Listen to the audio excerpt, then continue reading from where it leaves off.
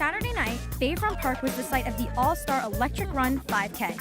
I just had to get in the spirit with the rest of the crowd and get my face painted, so let's do it. More than 3,000 participants joined the festivities as several waves of runners raced through downtown Miami, the Port of Miami, and back to Bayfront Park for a concert and party, Miami style.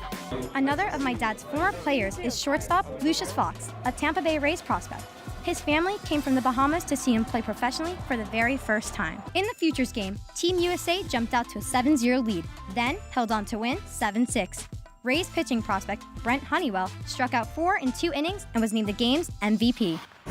On the diamond, former Marlin, Miami native, and 63-year-old Hall of Famer Andre Dawson smacked a pair of home runs. Way to represent, Andre. The National League topped the American League in an entertaining contest, 28-22.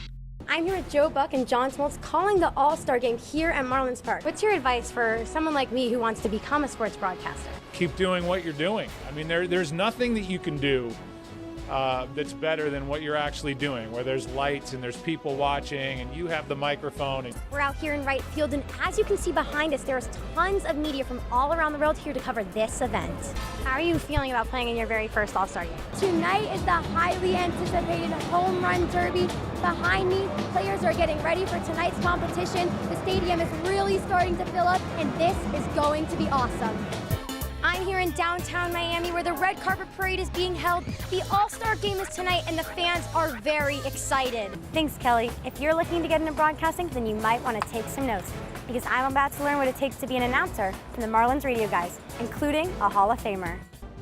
I'm kid reporter Josephine with Fox Sports Florida, and it's time now for a look at this evening's key to the game. I asked Marlins manager Don Mattingly earlier this afternoon what the key will be tonight for his starting pitcher, Jose Urena. What have you seen from Jose Urena thus far this season, and what does he need to do to get his first win here tonight? When we come back, Dave Van Horn and Glenn Geffner join you for this evening's starting lineups and the first pitch. I'm Josephine. You've been listening to Marlins on Deck, presented by Geico along the Marlins Radio Network.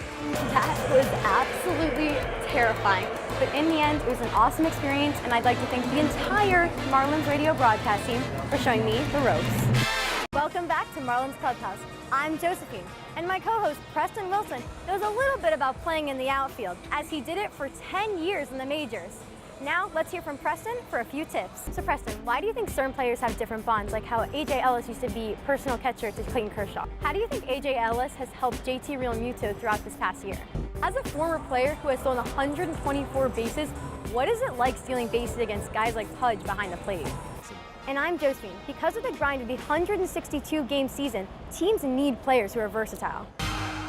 There are tons of jobs in the game of baseball, and today I get the best seat in the house. I'm here with Michael, one of the Miami Marlins bat boys. So can you tell me how you got into being a bat boy?